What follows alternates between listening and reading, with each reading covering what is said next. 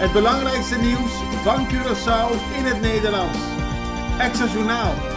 Vers van de pers.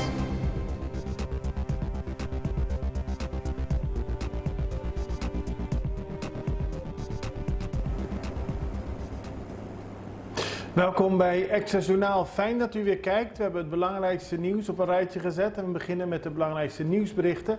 Na de reclame hebben we een leuke, interessante, hopelijk reportage over het werk van Kunukuman, die veel goed werk doet voor het schoonhouden van Curaçao. Maar we beginnen met het belangrijkste nieuws.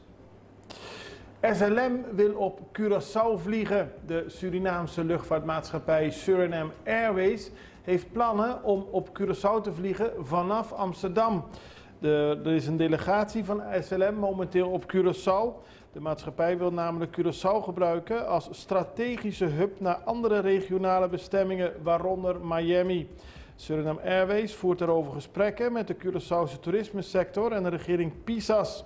In deze eerste fase van een vernieuwde samenwerking met Curaçao is besloten om vooruitlopend op de overeenkomst een Memorandum of Understanding te tekenen. Voor Curaçao zou het goed nieuws zijn als er meer luchtvaartmaatschappijen vanuit Amsterdam op Curaçao vliegen. Bankmedewerker moet 4 ton terugbetalen. Het is een zaak die al langer speelt, maar gisteren heeft de rechtbank op Curaçao bepaald dat een bankmedewerker van de Orco Bank in totaal 410.000 gulden terug moet betalen, dat de medewerker zelf achterover heeft gedrukt. Er is al 30.000 betaald, dus er staat nog een bedrag over van 380.000 gulden dat de bankmedewerker zonder medeweten van de bank op zijn eigen rekening had gestort. Ziekenhuis CMC is boos op vakbond CBV. Eerder deze week was er een overleg met de nieuwe minister van Gezondheid, Javier Silvania, en personeel van de operatiekamers van het CMC. Het CMC is daar niet blij mee, zo liet het gisteren weten in een persverklaring, omdat als gevolg van die bijeenkomst sommige operaties moesten worden uitgesteld.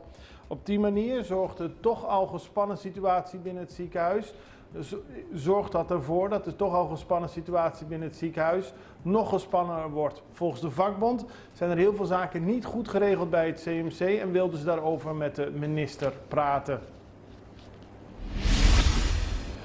Diefstal bij een bedrijf in Punda. De politie moest gisteren optreden omdat er ingebroken was bij Cellular Point in Punda.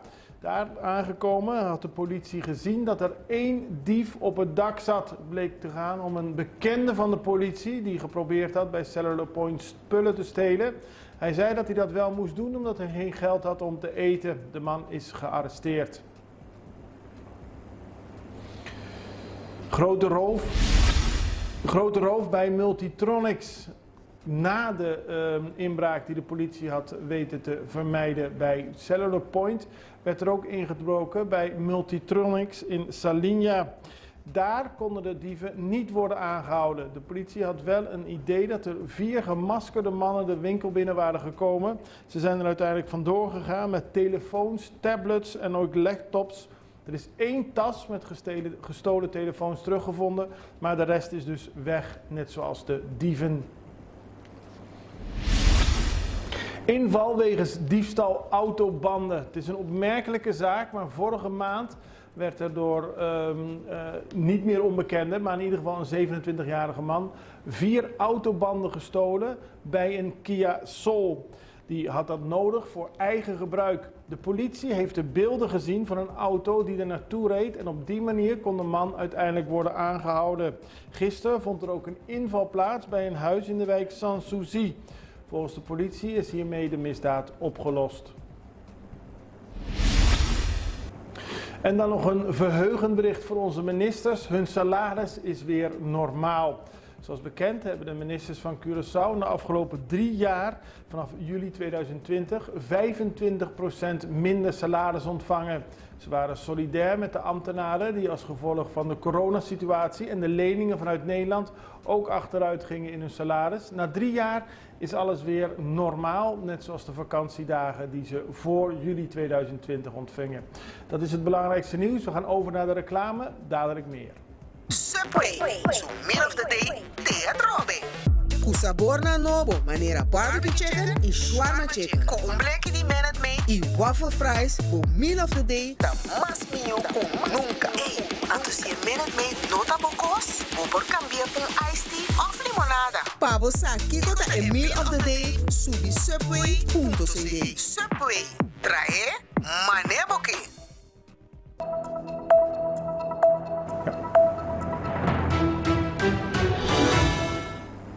Velen kennen hem van naam, de Kunuku-man. Het is een persoon die goed doet voor Curaçao. Al meer dan 120 keer heeft hij met vrijwilligers opgeruimd op Curaçao, omdat er op veel plaatsen op het eiland nu eenmaal veel troep ligt. Kunuku-man blijft ermee doorgaan omdat hij wil dat op die manier Curaçao schoner wordt en de mensen ook beseffen dat ze Curaçao schoon moeten houden. We gingen met hem een kijkje nemen in Skerpenay, waar afgelopen weekend een inzamelingsactie was gehouden. En we wilden nu weten of het er nog steeds schoon uitzag. En we vroegen Kunuku-man naar zijn werk. Waarom doet hij het en vooral hoe lang blijft hij het nog volhouden? Kijk naar de volgende reportage. Het is inmiddels een zeer bekende Curaçao geworden, Kunuku-man. En wel om een onderwerp waar wij eigenlijk niet trots op zouden moeten zijn. Kunuku-man organiseert schoonmaakacties. Hij heeft er al 120 gedaan en elke keer ligt er heel veel vuilnis langs de kanten. We gaan met hem praten en vragen waarom hij het doet. En natuurlijk ook om te bedanken dat hij dit goede werk doet. Maar hoe voorkomen we nou dat hij er nog 120 achter elkaar moet blijven doen? Hoe voorkomen we dat Curaçao steeds moet worden opgeruimd? Daarover gaan we praten met Kunuku-man. We zijn nu bij Scherpenheuvel. Daar heeft hij afgelopen zondag een schoonmaakactie gehouden. En we gaan nu kijken of het nog steeds schoon is. Laten we hopen van wel. Maar wat vind je allemaal langs de kant van de weg? Nou ja, op deze weg, deze staat toch wel redelijk bekend om kadavers. We hebben inderdaad ook verschillende zakken gevonden met kadavers. Die nemen wij niet mee, want ja, dat is niet te doen qua lucht. Heel veel glaswerk, lege plastic flesjes, verpakkingen, volle luiers. 2 of 3 zakken vol met huishoudelijk afval. Dus dat zijn echt mensen die van huis gaan met hun vuilniszak. Ja. En in plaats van naar de landfill te gaan, het gewoon uit het raam gooien. Of stoppen en het neerzetten. Correct. Mijn vraag is, je hebt nu 120 georganiseerde acties gehad met een groep vrijwilligers. Overal op Curaçao, maak je schoon. Ja. Hoe lang wil jij dat nog volhouden? Ja, totdat ik mijn laatste adem uitblaas. Of dat het eiland schoon is. Er zijn maar 2 opties natuurlijk. Kijk, laten we hopen voor het laatste. Dat is een streven zeker. Opgeven is geen optie, want ja, dan had ik geen eens moeten beginnen. En ik weet ook dat wij als groep zijnde fantastische vrijwilligers, mensen die echt met het hart voor het eiland schoon komen maken. Je moet het zo zien, als we naar Pescado gaan, vanuit de Caracasbaai, daar wonen mensen, die zijn 1 uur aan het rijden. Dan zijn ze 3 uur aan het opruimen en ze moeten weer 1 uur terug. Dus je bent 5 à 6 uur bezig. Allemaal om Curaçao schoner te maken. Dat ga je niet doen als je er geen zin in hebt. Dus er zijn wel mensen met het hart voor het eiland. En we komen de meest vieze, smerige rotzooi tegen. Je loopt gewoon 3 uur lang rotzooi van andere mensen op te ruimen. Je moet er maar zin in hebben elke zondag. Ja, zin. Kijk, ik heb in Nederland 7 jaar ruim aan de Rijn gewoond. En dan deed ik elke dag 2,5, 3 uur in mijn eentje vuil opruimen. Ik nam mijn honden en mijn vogel mee. En ik had daar gewoon wekelijks 80 vuilniszakken met aangespoeld, huisvuil, hoe je het noemen wilt, weggeraapt. Werd elke dag opgehaald door de gemeente. Uit zee komt ook een hoop. Maar ja, daar hebben we op het land natuurlijk geen last van. Alle straten, noem ze maar op, we zijn de Kolonelsweg een paar keer geweest. Daar kom ik gewoon 4 meter in de Mondi 8 accu's tegen. 8 accu's. Dan moet je dus uit je auto stappen, je moet over de weg lopen. Moet je 4 meter door de wabbies heen, de Mondi in. En daar liggen dan 8 accu's op een stapel. Nou, die kan je ook wegbrengen. Die kan je ook even gewoon heel simpel bij de stort neerzetten. Dat wordt gerecycled. Dat wordt gratis en voor niks. Je moet erheen rijden, je gooit ze in de bak en klaar is Kees. Dat kost je minder moeite als dat je ze in de Mondi gaat lopen sjouwen. Ik heb ze er zelf alle 8 uitgehaald. Ik zat onder de krassen. Maar dat moet jij dus ook doen om ze er neer te gooien. Nou, dat zijn dingen die kan ik niet begrijpen. Ik vraag de mensen ook niet om het op te ruimen. Ik vraag de mensen, gooi het er niet neer. Als mensen het er niet neergooien, kan ik op een zondag ook een keer gaan snorkelen. Wel, ik zou willen dat je het kunt. We gaan even kijken hoe het er nu uitziet, want we hebben hier zondag geweest om schoon te maken. Laten we kijken of het nog steeds schoon is. Ja, dat hoop ik uiteraard ook.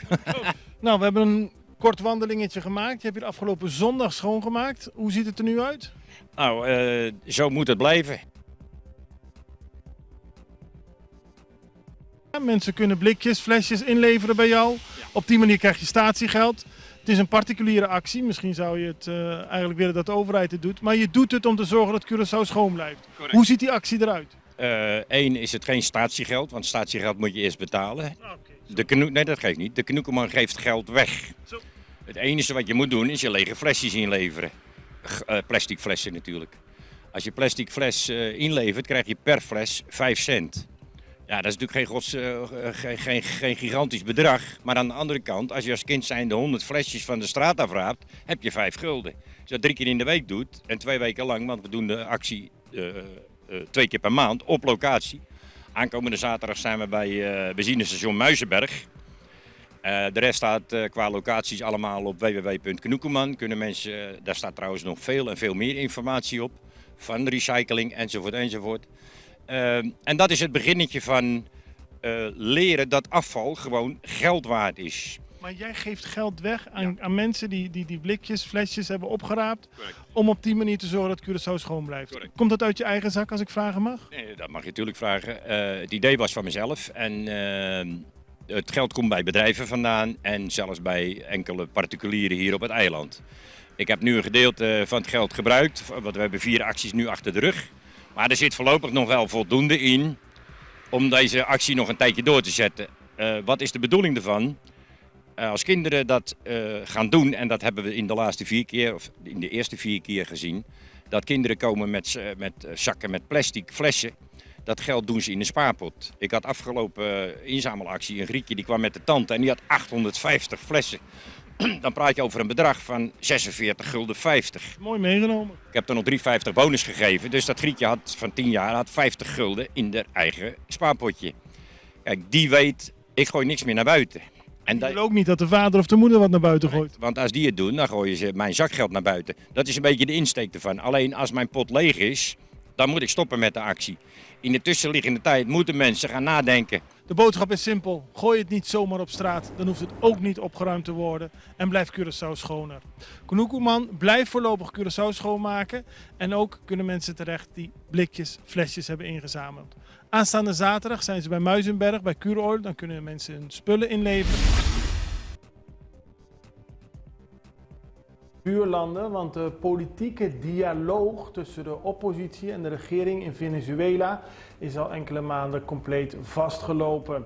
Colombia is bezig met het organiseren van een bijeenkomst om te zorgen dat op die manier er weer gesproken gaat worden in Venezuela. De Colombiaanse president Gustavo Petro heeft in het kader hiervan gisteren een bezoek gebracht aan de Amerikaanse president Joe Biden.